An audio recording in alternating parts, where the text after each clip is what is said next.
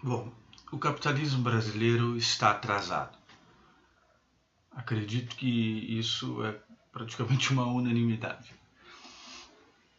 A não ser que seja algum agente do grande empresariado ou da classe política que vai discordar, mas acho que isso é uma unanimidade. Agora, estudar as minúcias, discutir as minúcias disso, deste atraso e as sugestões, as propostas, é o que vai diferenciar as pessoas, etc. Então, embora talvez eu fale coisas bastante de conhecimento de todo mundo, é possível que eu também traga pensamentos novos, interessantes, a nível da vida cotidiana e a nível também da filosofia científica, da filosofia política, da filosofia da política e da ciência política, talvez, embora a ciência política não me deixe muito apaixonado. Eu diria que existem dois grandes sintomas, dois grandes motivos desse atraso do capitalismo brasileiro, sobre os quais quaisquer outros estejam também atrelados. O primeiro, que nos toca muito constantemente na nossa vida, é a burocracia estatal, a burocracia do Estado brasileiro, que vem de moldes imperialistas, hegemônicos e tal, toda uma dificuldade e uma burocracia. Não é preciso ser empresário, microempresário, para ver que essa burocracia está constante. É uma burocracia, inclusive, jurídica. Né? Quer dizer, um constante amontoado de processos e falta de dinamismo e pluralismo. Né? Quando hoje em dia existe toda uma outra configuração interessante. Eu tenho uma colega que já está há bastante tempo naquilo que é conciliação. Como é que é o nome?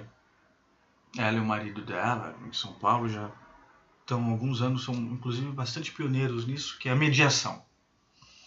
É algo interessantíssimo e iria desafogar muito o judiciário brasileiro, mas enfim, há esta burocracia.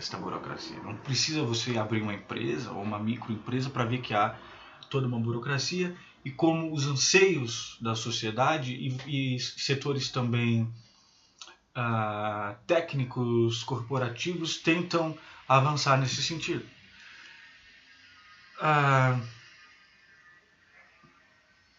Mas basta você ser um cidadão para você notar esta burocracia, que é parte fundamental do atraso do capitalismo brasileiro.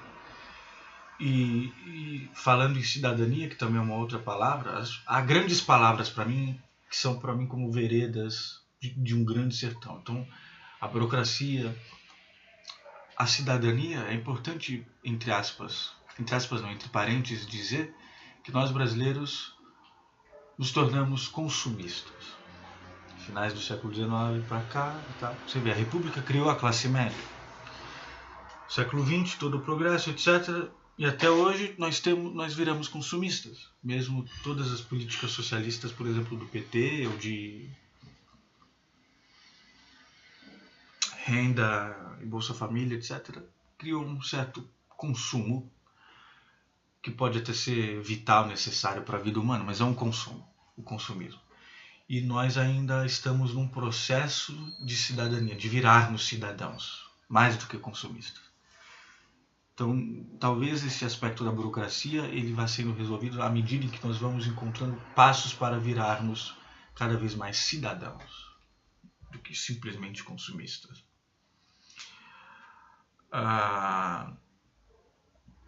Quando eu digo burocracia, em nenhum momento eu quero acabar com a regulação. Longe de mim. Até porque a regulação é algo praticamente neutro, pelo menos quando nós a invocamos, mas para criticar a regulação é preciso criticar a gestão específica que regula, ou que estava regulando, ou que vai regular, o governo, a administração. Porque a regulação ela é importantíssima. é importantíssima, porque, como diria o Paul Vigliot, o mínimo de regulação não é um Estado liberal, ou não é um sistema liberal. O mínimo de regulação garante o máximo de monopolização do capital, ou de práticas monopolizantes do capital. E aí diz o Paul Vigliot, o Estado mínimo não é um Estado liberal, etc. É um Estado, pode ser muito tirano. Ora, isso é importante que seja dito, e que quem se diz neoliberal, etc., e define o Estado mínimo, reveja muito. Reveja completamente. Porque eles se acham pertencentes a uma classe da qual eles não pertencem. E isso leva muito aos processos do pobre de direita, etc. Bom, veja que a capital do capital, os Estados Unidos, não fosse toda a participação e atuação do Estado americano no setor de pesquisa, ciência, tecnologia, né? Tudo isso seria muito mais reduzido. Embora o Estado americano tenha um percentual muito grande, praticamente mais da metade da sua parcela é completamente militar. E há toda uma crítica da própria sociedade americana humanista, pacifista a respeito disso. Mas o fato é que há uma participação, uma atuação vital nos Estados Unidos, capital do capital, essa participação estatal. A regulação ela é importantíssima. Eu penso numa regulação que seja mais descentralizada, descentralizante, humanista, solidária, para que não se chegue a processos como o da China e a processos aqui mesmo no Brasil, dependendo da região, mas umas mais, outros menos, porque a regulação depende do grau e da medida, mas há processos sociais e econômicos de completo descalabro. Agora, a China é interessante porque a China ela adotou já há alguns anos, nas suas negociações econômicas políticas, o capitalismo. E esses dias eu estava vendo uma matéria dos menores apartamentos do mundo. Uma calúnia chamar aquilo, um crime até chamar aquilo de apartamento na China. É simplesmente, vocês devem ter visto, simplesmente uma cama, uma televisão, só. E é uma escravidão. Há um capitalismo brutal na China. E um sentido muito grande a isso de livre mercado, mas é algo completamente descontrolado, com impactos muito danosos e em termos gerais na China, e que no Brasil nós experimentamos aqui e ali.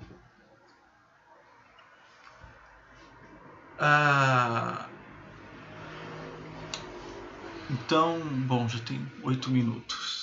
Mas o fato é que, então, em relação à burocracia, é importante notar isso. Há uma burocracia excessiva do Estado brasileiro, que nos atrasa muito em todos os termos, seja no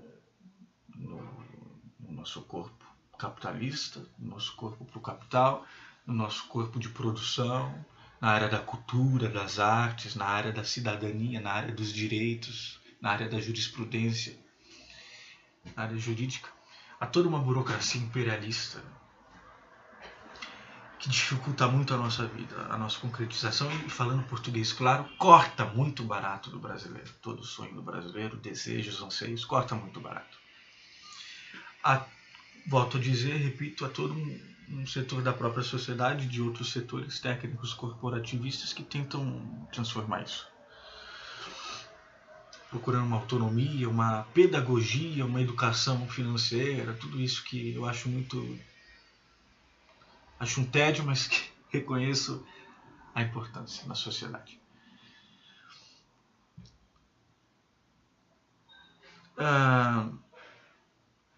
Então o problema da regulação é um problema de grau e medida. E a regulação é vital.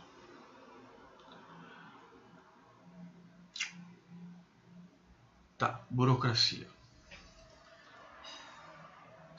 É interessante que alguns colegas meus, bastante esquerdistas, iriam rir desse título, desse videozinho e diriam: o capitalismo brasileiro é um atraso. Não, o capitalismo em si é um atraso. Eu, como esquerdista, preciso reconhecer que o capitalismo é um atraso. Mas é aí que a gente entra no segundo grande sintoma e motivo do atraso do capitalismo brasileiro, que é a falta, e muitas vezes de parte da nossa elite hegemônica, que, como diria o Chomsky, numa entrevista mais ou menos recente para o Conte, a elite da Ásia tem um controle, está sob controle. Mas a elite brasileira e de vários outros países, mas no Brasil isso é flagrante, a elite brasileira ela é descontrolada, completamente, hegemonicamente, secularmente. Ela, diz o Chomsky, mais ou menos nessas palavras, me corrijam se eu estiver errado, eu vi há muito tempo isso, essa entrevista, já, não sei, tem uns 2, 3 anos por aí, ou 1 ano, não sei. A elite brasileira ela é descontrolada porque ela exporta recursos, importa bens de consumo, de luxo. Isso é importante também. Há um livro maravilhoso, esqueci o nome do autor, mas ele é um professor importante. A Elite do Atraso. Leiam este livro. É um livro fascinante do ponto de vista histórico e para hoje, ainda hoje, para ver como as nossas hegemonias e elites ainda perseveram, mesmo já acabada a monarquia e o império. E aí, mesmo depois das ditaduras que houveram neste país. Então, burocracia, segundo, a centralização. O Brasil, como eu diria, ele tem um medo e ele não investe profundamente numa pulverização de mercado.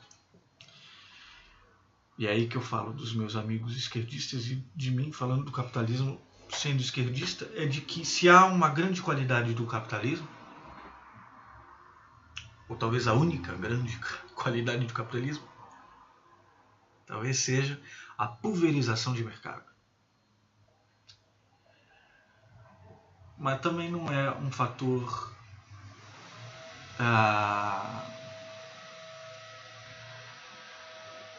exclusivamente do capitalismo. Eu tenho uma biografia perdida aqui entre os meus livros, tem uma biografia intelectual do Gramsci, escrita pelo Domenico Losurdo, em que ele diz assim que uma boa parcela da esquerda admite que o fim do capitalismo não significa necessariamente o fim do mercado. Isso é importante. E eu diria que o mercado está sempre presente nas civilizações humanas, desde a Grécia. Você vê que o mito grego começa a cair através da intelectualização, da filosofia e do mercado. Há um mercado que começa a se expandir, a ciência começa a se expandir e começa-se a viajar em barcos e chegar a territórios nunca dantes navegados, como diria o Camões.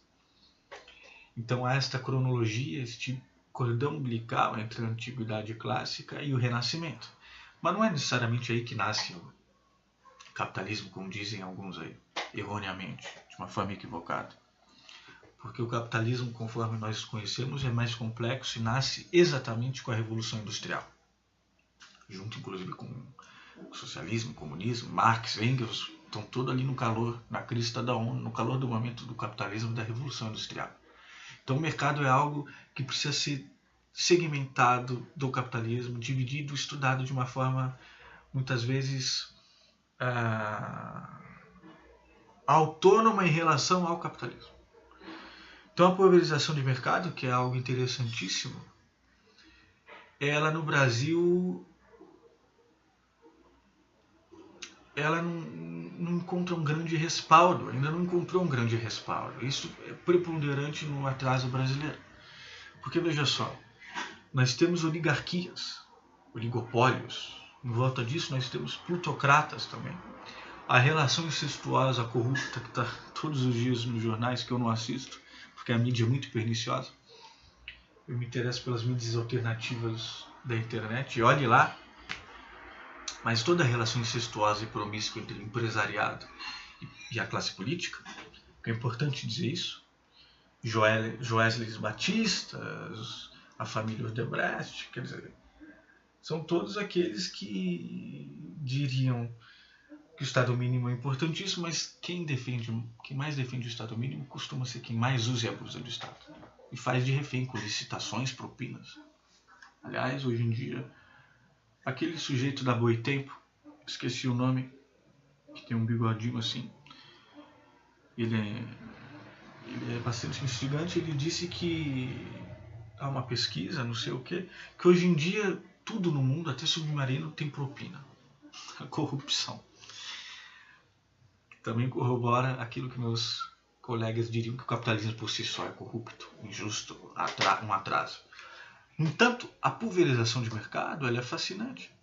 Só que o atraso do capitalismo brasileiro coloca muito de escanteio a pulverização de mercado. Favorece banqueiros, favorece o grande capitalismo, favorece hegemonias, oligarquias, políticas empresariais, jurídicas, oligopólios. Então é muito importante ter cuidado quando se fala em Estado mínimo, por causa disso tudo. Qual que é o primado? Não precisa ser marxista para saber que o primado... Nós temos primeiro o campo econômico, depois veio o político, stricto sensu, porque política para mim é algo muito maior do que instituições e partidos. Tem o último vídeo que eu coloquei aqui é do Deleuze falando que é ser de esquerda, justamente isso, ele tira deste campo institucional, põe no campo da percepção e da sensibilidade, e depois vem o campo do social. Agora, então essa centralização ela danifica muito o conjunto diverso e plural da sociedade brasileira, o tempo todo querendo criar, querendo construir este país e tal. É importante também dizer que poder e riqueza são praticamente sinônimos da nossa sociedade. Então essa centralização ela é uma centralização de poder e ela é uma centralização de riqueza. Tudo que há de interessante no socialismo contemporâneo democrático tende a uma descentralização. E essa descentralização envolveria a própria pulverização de mercado. E aí nós entramos no terreno da sugestão, já para se encaminhar para o fim, ecoando o Mangabeira Unger, que está com Ciro Gomes agora. Há toda uma massa mulata, morena, negra, miscigenada, da qual eu me incluo, inclusive, no Brasil, ou seja, toda essa massa majoritária, que é um caldeirão de vida, criatividade, ideias, criações, sonhos. É um caldeirão o Brasil. Desperdiçado, muito desperdiçado. Por causa da burocracia, por causa da centralização, por causa de um capitalismo atrasado.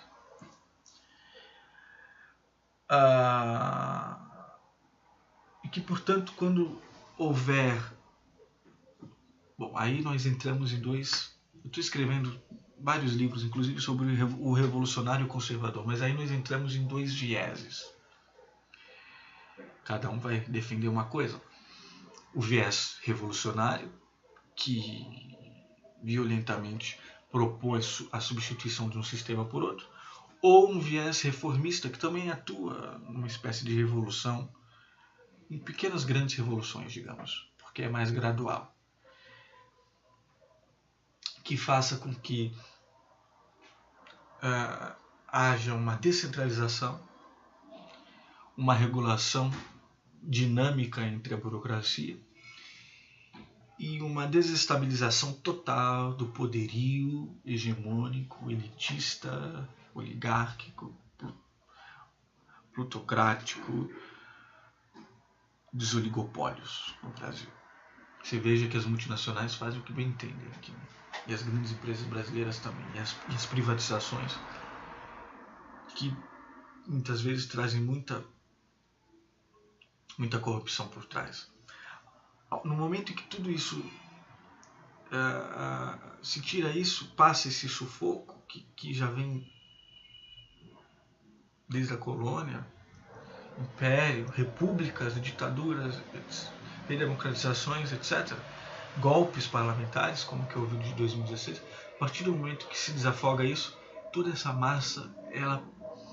E você, é que tá, que diz o Mangabeirão, que você profissionaliza, você tira da informalidade, porque nós sabemos, isso não é uma novidade, que o que está segurando o Brasil nessa crise é a informalidade. Milhões na informalidade. Praticamente desempregados e na informalidade, sem contar os autônomos e tal. São eles que seguram. É preciso profissionalizar essa gente. É preciso dar uma educação, uma pedagogia que venha alinhada numa pulverização de mercado, numa descentralização, numa regulação dinâmica com a burocracia. Em que medida revolucionária ou reformista? O que vocês acham? Aí cada um pensa. Depende também da época. Agora, por fim, é importante dizer aquilo que a Marilena Chauí diz num vídeo aí. O neoliberalismo pega os direitos e transforma em serviços. Então como é que nós vamos falar neste país em privatizar tudo? Como é que nós vamos... Há muito lobismo, né? Lobistas por trás. Muitos interesses que não tem nada a ver com o povo, mas com o mercado. Candidatos do mercado, não do povo. Não que querem realmente impulsionar o povo brasileiro. Como é que nós vamos fazer isso? Extinguir toda a atuação do Estado e deixar toda uma atuação do setor privado, quando na verdade nós sabemos que há um abismo entre as duas coisas nesse país. Escola pública, escola privada. A escola privada é melhor. Os direitos e serviços públicos são uma lástima, depende muito da região. O SUS, por exemplo, tenho familiares no SUS que não se queixam, acham muito bom. Depende da cidade, se é uma cidade menor, mas os serviços privados são ótimos. Então há essa discrepância brasileira, que tem muito a ver com o atraso do capitalismo brasileiro, entre os serviços privados e os direitos públicos no mundo todo. Você veja que o Obamacare foi um fato nos Estados Unidos, reivindicado por uma parcela significativa da população. Num país onde tudo é praticamente privado, né? O ensino, a saúde. E quem não pode pagar, paga no mais barato possível e tal. Mas há essa importância dos direitos políticos. E esse jogo entre direito e serviço público e privado. Quer dizer, você não vai abolir uma coisa, porque seria uma lástima total, seria disseminar ou abandonar o sertão brasileiro, seria talvez tornar todo esse país uma imensa África subsaariana ou uma Índia cheia de castas. Talvez até voltar ao feudalismo, extinguir a classe média, que já está, com as crises atuais, já está mais pobre e desesperada. Então a solução não é essa, de jeito nenhum. Quem diz isso não foi enganado, talvez. É preciso desafogar todo o poderio burocrático hegemônico de oligopólios, investir numa pulverização de mercado. E aí entra o meu lado socialista democrático. Renda básica universal. Incondicional e universal para todos, todo mês, um bom salário para o brasileiro fazer o que quiser com ele. Mas principalmente para lidar com moradia, alimentação, nutrição e qualquer outra coisa importante, se vestir, poder fazer suas coisas, se locomover e tal. Já fiz alguns vídeos sobre renda básica, prometo fazer outros, e tenho escrito muito no meu blog sobre a renda básica universal. pretendo ler algumas coisas que me mandaram alguns de vocês sobre renda básica universal. Então, eu joguei ideias e sugestões. Agora, por esses dias eu estou lendo o retrato de Dorian Gray, inclusive lendo coisas interessantíssimas sobre a vida do Oscar Wilde. Não vou me alongar aqui, senão me alongo muito. Mas eu pretendo ler aquele livrinho dele sobre o socialismo, que inclusive aquele esloveno louco, que tem algum problema mental, mas que se considera marxista e tal, é um marxista heterodoxo muito interessante. E eu conheci um americano em São Paulo que adorava ele, inclusive. É um filósofo político esloveno aí, vocês devem saber quem é, esqueci o nome dele. Esloveno.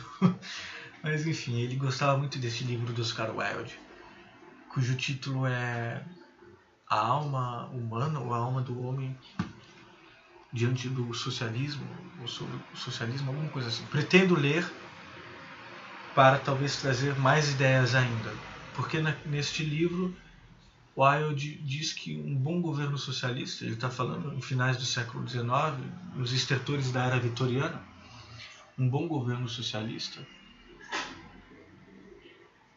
garantiria que a pobreza fosse impossível de existir. Achei isso fascinante. E num sentido quase anárquico e libertário, o mais possível. Então fico por aqui com toda essa complexidade de conceitos, ideias, teorias, sugestões, desejos.